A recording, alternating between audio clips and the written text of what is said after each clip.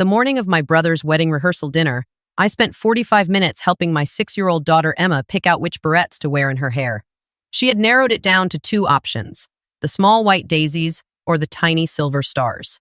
She held one in each hand, standing in front of the bathroom mirror with the gravity of someone making a decision that genuinely mattered, which, to her, it did.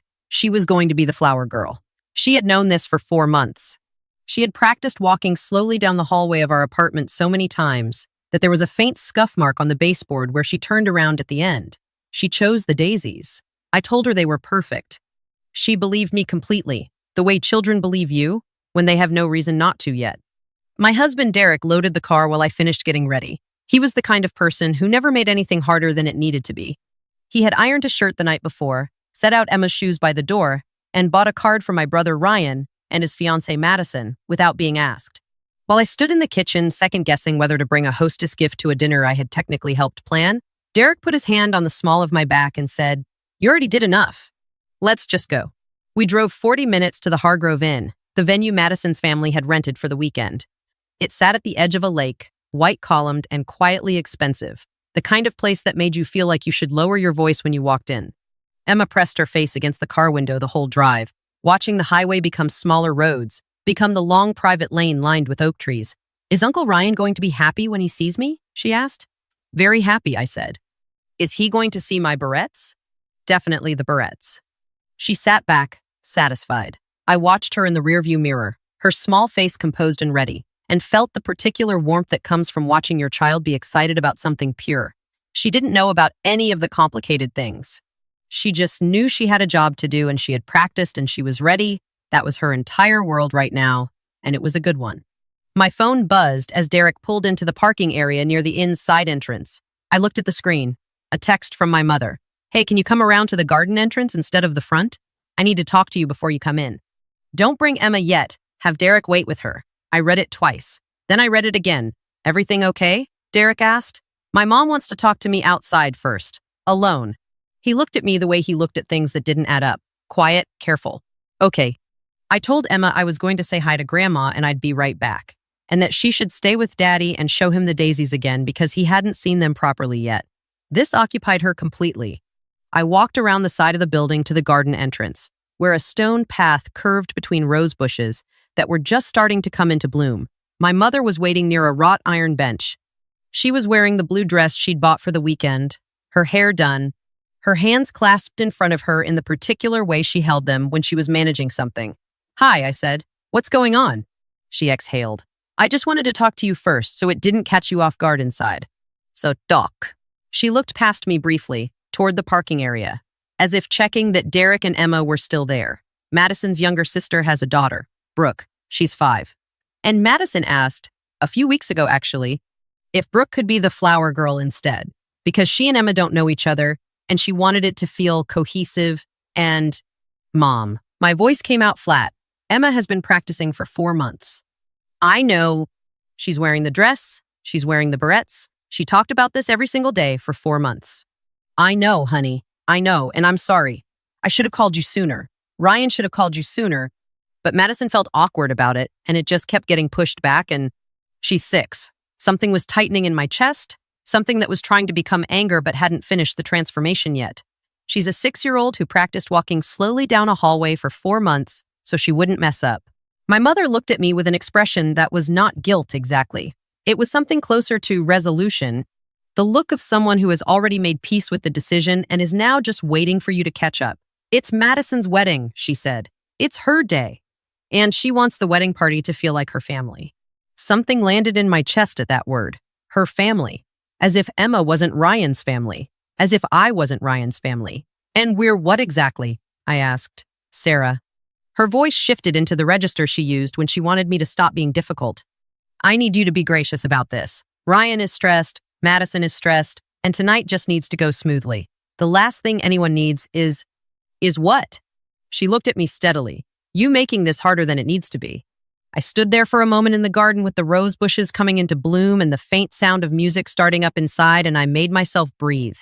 1 full breath in, 1 full breath out. "Okay," I said. "Okay? I need a minute before I come in." She reached toward my arm. I stepped back, just slightly. "I'll come in on my own," I said. Give me a minute. She nodded, looked at me for a moment longer, as if she might say something else, then turned and went back inside through the garden door. I stood there alone. The music from inside drifted over the roof, something soft and string-heavy, and the lake at the far edge of the property caught the last of the afternoon light, and I thought about Emma in the parking lot, with her daisy barrettes and her carefully practiced slow walk, and I pressed my fingers against my sternum and breathed. Then I walked back around the building to Derek. He was crouched down next to Emma, pointing at something in the gravel, probably a bug. She was crouched beside him with the same posture, identically absorbed. When they heard me coming, they both looked up. Derek read my face in about half a second. He said easily, can you count how many white rocks you can find right here? I bet there are at least 10. She immediately started counting. He stood and walked 2 steps toward me, lowering his voice. What happened? They replaced her. The words felt strange in my mouth.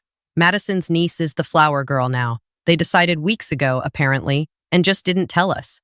Derek was quiet for a moment, a very particular kind of quiet that I recognized. How do you want to handle it? He asked. I looked at Emma, who had found 6 white rocks and was announcing each one with satisfaction. I have to tell her, I said. And then, I don't know. I don't know if I can sit in there tonight, and you don't have to decide right now. 7, Emma announced. Good one, Derek called back. I crouched down next to my daughter. She found an 8th rock and held it up for my inspection. I looked at it seriously. That's an excellent rock, I said. It's very white, she agreed. I took both her hands in mine. She looked at me, curious about the shift. Hey, Bug, I have to tell you something, and it's a little bit of a sad thing, but we're going to be totally fine. Okay? She studied my face with an attention that always surprised me. Okay. The flower girl job changed a little bit. There's another little girl who's going to carry the flowers at Uncle Ryan's wedding. Emma looked at me. She didn't say anything for a moment. Did I do it wrong? She asked. The walking? My throat tightened so fast I almost didn't catch it. No, you did it perfectly. This has nothing to do with your walking or anything you did. The other little girl is part of Madison's family, and they decided they wanted someone from her family to do it. It has nothing to do with you. She considered this. So I don't get to carry the basket? Not this time, Bug. She looked down at her shoes. The small white daisies in her hair caught the light. Can I still go to the party? Yes. Can I still wear the dress? Absolutely. She nodded with the particular resilience of 6-year-olds who have not yet learned that the correct response to disappointment is to perform larger feelings. Okay, she said. Then, is there food? Lots of food. Okay. She stood up and looked at Derek. I found 9 rocks, but I think there might be more. Derek caught my eye over her head. Something in his expression was doing what it always did in hard moments, holding steady so I didn't have to hold everything alone. We went inside. The rehearsal dinner was set up in the inn's main dining room. Long tables draped in cream linen, candles, garden flowers in low vases, the warm noise of maybe 30 people already gathered and drinking wine. Ryan sighed, Madison sighed, the wedding party mixed together. I saw my brother across the room almost immediately. He was laughing at something, his arm around Madison's waist, and he looked, as people do before their weddings, like a slightly better-lit version of himself. He didn't see me come in. Madison did. She was standing with a group of women near the far window, a glass of champagne in her hand, and when her eyes landed on me, something moved across her face. Not guilt, exactly. Not the discomfort of someone who knows they did something they shouldn't have. More like the mild annoyance of someone who had hoped a thing was handled and now sees that it is standing in their dining room in a yellow dress. A small girl I didn't recognize broke away from Madison's group and ran toward a woman near the door. She was wearing a white dress with a pale pink sash. She had a small wicker basket already in her hands, looped over one arm. Emma saw it too. She didn't say anything. She just looked at the basket for a moment, then looked up at me, then looked back at the basket. I watched her understand the whole situation in the particular wordless way children process things they've been given a partial explanation for. She reached up and found my hand. I held it. We found our seats. My mother was at the far end of our table, next to my father, who had been quiet and peripheral all evening in the way he often was at large family events, present but slightly removed, observing things from a comfortable distance. He raised his hand when he saw me. I raised mine back. Dinner moved the way rehearsal dinners move, in waves of toasts and conversation and plates being cleared and refilled. My sister-in-law-to-be made a speech that was charming and well-crafted. My brother made a speech that was genuine and a little rambling and got better as it went. Emma ate her chicken and then ate most of Derek's bread roll. and told the elderly couple next to us an elaborate story about a frog she had once seen in our backyard. She did not mention the flower basket. She did not cry. She was 6 and she was managing something that grown adults would have made a scene over, and she was managing it by telling a couple she had never met about a frog. I watched her and held it together. I was still holding it together when I excused myself after the main course and went to the restroom and stood at the sink with the water running and pressed my wet hands against my face. Not crying, just standing. Just needing one room where I wasn't performing fine. I had paid for that dress. I had driven to 3 different stores before I found the right one. The one Emma had spun in circles in front of the fitting room mirror and declared perfect. I had bought the barrettes. I had practiced the walk with her, standing at one end of our hallway and crouching down while she walked toward me, slow and careful and beaming. 4 months of her, looking forward to this. 4 months of this is my job and I'm going to do it well. And my brother had not called me. He had let my mother make a phone call in a garden while Emma counted rocks in a parking lot. I dried my hands and looked at myself in the mirror for a moment. Then I went back out. My phone vibrated as I crossed the lobby. I assumed it was Derek checking on me. I looked at the screen. My father. I stopped walking. My father did not text during family events. My father did not text in general. I had once watched him spend 6 minutes typing the word okay with one finger. The message said, "Come find me, outside on the east porch. Now please." I stood in the lobby of the Hargrove Inn looking at those words for a long moment. The music drifted from the dining room. Someone laughed loudly, a warm crowd laugh. I turned and walked toward the east porch. My father was standing at the railing, looking out at the lake. He had his jacket on even though it wasn't cold, the way men of his generation dressed for things. He heard me come out and turned. "Hi, Dad." "Hi." He looked at me for a moment in the particular way he had of looking at things he wanted to understand fully before he spoke about them. "Your mother told me about the flower girl." "She told me in the garden. Before dinner?" "She told me just now." Something moved across his face, during the appetizers, like it was a scheduling update. I didn't say anything. "Ryan knew," my father said. "He knew for at least 3 weeks. He asked your mother to handle the conversation because," and I'm quoting the text I just read on your mother's phone, "Sarah will make it a whole thing and I can't deal with that right now on top of everything else." The lake was still. The sun was finishing its descent behind the tree line, painting everything gold and long-shadowed. Inside, someone had started a new toast. I said, "He called me a thing." "Yes." "His daughter. I'm a thing he can't deal with." My father turned back toward the lake. He put both hands on the railing and he was quiet for a long moment. When he spoke, his voice was measured in the way of someone who has been choosing their words carefully for a long time and has decided to stop. "Your brother," he said, "has had every benefit of every doubt for 30 years. Every time he dropped the ball, there was someone to pick it up. Every time something was hard, someone made it easier. I have been one of those people." He paused. "I told myself that's what you do for your children. You make things easier." The music inside shifted to something slower. "But he texted your mother this afternoon to have her manage you, like you are a situation to be managed. And Emma is in there in a dress she practiced for 4 months, and there's another child carrying the basket." He turned to look at me. "And I sat through the appetizers and I didn't say anything because it's Ryan's night and Madison's night, and that's what I've always told myself." "Dad, I have something to tell you," he said, "and I'm telling you out here because I wanted you to know before it happened inside." He reached into his jacket pocket and took out his phone. He didn't hand it to me, he just held it. 6 weeks ago, your grandmother's estate was finally settled. There was some property. A piece of land in Vermont she had for 30 years, the one we took you kids to in the summers. She left it to me, and I was going to split it equally between you and Ryan. I remembered that land. I remembered a rickety dock over a cold lake and fireflies in the field behind the main cabin, and Ryan and I catching them in mason jars the summer I was 9. "I changed the documentation last week," my father said. "Before tonight, it has nothing to do with the flower girl. I want to be clear. It has to do with a pattern I have been watching and not naming for a long time."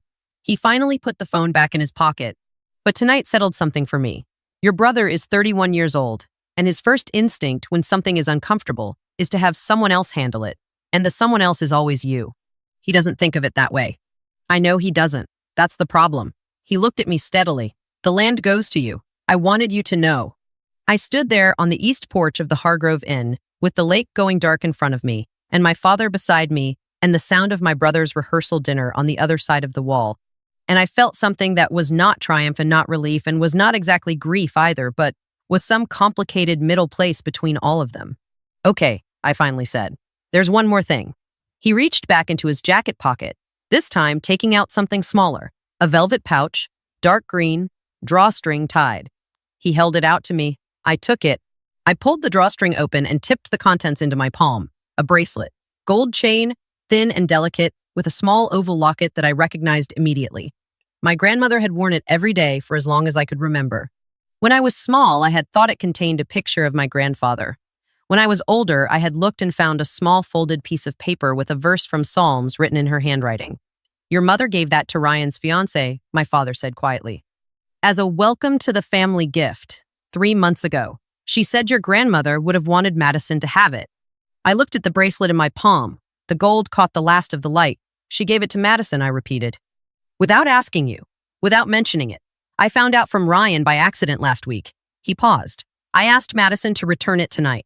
I told her the gift was made in error, that the bracelet had a designated recipient and my wife had not had the authority to give it away. Madison was gracious about it. The bracelet came back to me this afternoon. I closed my fingers around it. Dad, I said, and my voice did something unexpected, something I hadn't given it permission to do. I know, he said. He put his hand on my shoulder. Not a pat, just a steady weight. I know. We stood there for a moment. I'd like to go back inside, he said, and say something. Dad, you don't need to. I know I don't need to. He looked at me, but I'm going to. And I wanted you beside me when I did. I thought about Emma at the table describing the frog to strangers. I thought about the scuff mark on our hallway baseboard. I thought about 3 stores and the right dress, and 4 months of practicing something that had been taken away in a garden while she counted rocks. Okay, I said. He nodded once and opened the porch door and I followed him inside. The dining room was mid-conversation, the warm noise of a crowd between courses. A few people looked up when we came in. My father moved to a spot near the head of the table where Ryan and Madison were seated, and he waited. He didn't raise his voice. He didn't tap a glass. He simply stood there with a particular stillness until the conversations nearest him slowed, and then stopped, and then the ones beyond those. And then the room was quiet, in the way rooms get quiet when someone has something to say that the air can feel before the words arrive. Ryan saw me standing behind our father and his expression shifted. Not guilt, more like calculation, the face of someone rapidly assessing a situation. Dad? He said, light questioning. I'd like to say something, my father said. His voice was even, conversational, almost. And I want to say it here because this family has a habit of having the important conversations in private so they can be managed, and I've decided I'm not interested in that approach anymore. Madison set her champagne glass down very carefully. My daughter drove 40 minutes tonight, my father said. Her daughter wore a dress she'd been excited about for 4 months. They arrived and were taken aside before they came in the front door and told, without warning, that the flower girl role had been given to someone else. He paused. No one called her. No one gave her the chance to prepare Emma for that. Because Ryan texted his mother this afternoon and asked her to handle it because he didn't want to deal with the conversation himself. The room was the particular kind of quiet that means no one is looking directly at the person they most want to look at. I love my son, my father said. I want this weekend to be meaningful for him.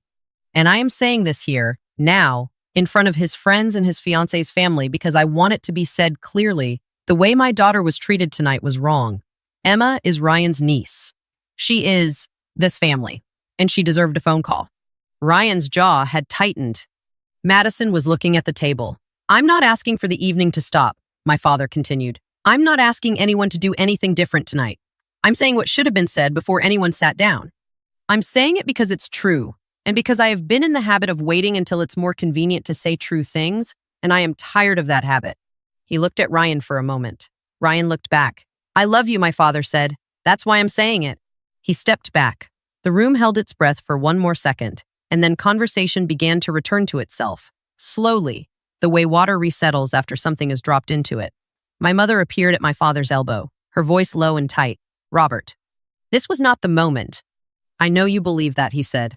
And he moved away from her and came to stand beside me, and his expression was exhausted and resolved in equal measure, the face of someone who has set something down that was heavy for a long time. Thank you, I said. My voice was not entirely steady. Long overdue, he said. Derek appeared from somewhere behind me with Emma on his hip. She had her arms looped around his neck and was watching my father with the particular attention children give to adults who are behaving unexpectedly. Grandpa said something, Emma observed. He did. Derek said. Was it a toast? She asked. My father held out his arms and she went to him without hesitation, the way she always did, immediately and completely. And he held her the way he had held me when I was small, one hand at her back and one at the back of her head, and she patted his shoulder in a way that was somehow both casual and comforting. I like your barrettes, he told her. They're daisies, she said. I know. Your grandmother used to grow them in the yard. Emma leaned back to look at him. I have a flower basket at home, she told him, with the particular gravity of someone sharing important information. I've been practicing. I know, he said. I heard you were very good. I was, she agreed. He laughed. A real one. Derek found my hand in the quiet between the ongoing sounds of the dinner resuming around us, and he held it without saying anything, and that was everything.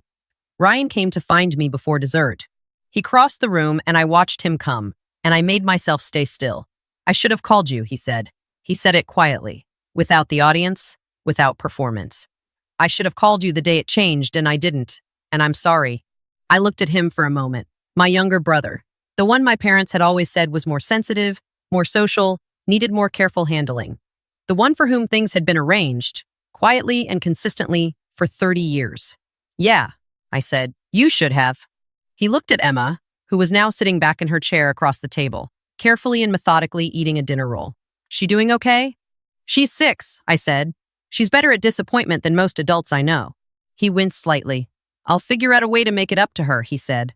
She could come up to the front during the ceremony, maybe. Walk with the bridal party at the start. Talk to Madison about it, I said. If she's comfortable with it, yes. If not, don't promise Emma something that's going to get pulled again. He nodded. He looked like he might say something else.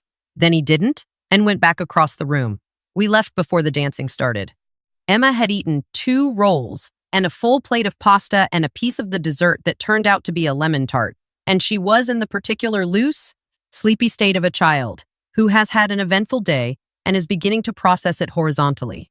Derek buckled her into her car seat while I said goodbye to my father in the inn's front hall. He hugged me, which he did not do often, and the hug was longer than as usual. I'll call this week, he said. I'll pick up, I said. He smiled, a small, tired, real smile.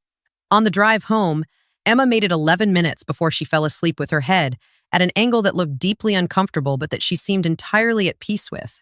Derek drove and I sat in the passenger seat with the velvet pouch in my lap, my fingers finding the thin chain of my grandmother's bracelet through the fabric. Long night, Derek said.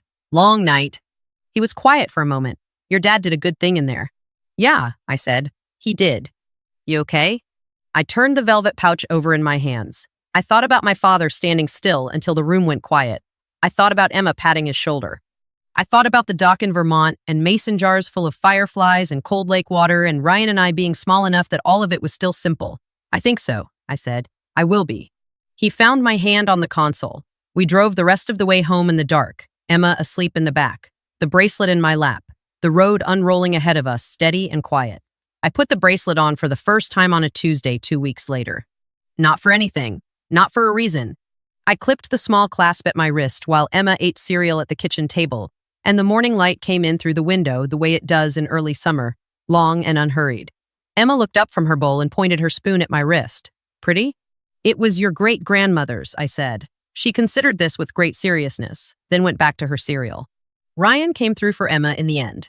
At the ceremony, Madison's wedding coordinator brought Emma up to walk with the bridal party at the start of the processional, her small hands holding a single white peony. Madison had picked it out herself and tied it with a ribbon that matched Emma's dress. It wasn't the flower basket. It wasn't 4 months of practice. But Emma held that peony like it was the most important flower in the building, walked slowly and carefully and exactly right, and when she reached the front and found us in the 3rd row, her face broke into the widest, most uncomplicated smile I had ever seen. My father clapped. Not politely, genuinely. Ryan and I have been working at it, slowly. He called 3 weeks after the wedding, and the call was longer than our calls have been in years, and some of it was uncomfortable, and he stayed on the line anyway. We are not what we should have been all along, but maybe we are what we are now, which is 2 people trying to be honest with each other after a long time of being managed instead. My mother is harder. She believes she handled things correctly, and I do not think that belief will change entirely. We have found a version of Sunday dinners that works, which is to say a version that holds if no one pushes too hard on the places that haven't healed. It is not ideal. It is what we have. My father calls every week Thursdays, just after 6. He and Emma have a running conversation about a cardinal that has been visiting the feeder in his backyard. Emma has named it Gerald. My father sends her pictures. He sent her a whole page about cardinals from a bird book last week, photocopied and mailed in an envelope with her name on the front. She keeps it on her nightstand. The bracelet goes on most mornings now, not all, but most. Some days, Emma asks to look at the locket, and I open it for her, and she looks at the small folded paper inside, the verse in my grandmother's handwriting, and she asks me to read it. I do. She doesn't always understand the words. But she listens like she does. That's enough. For right now, that's more than enough.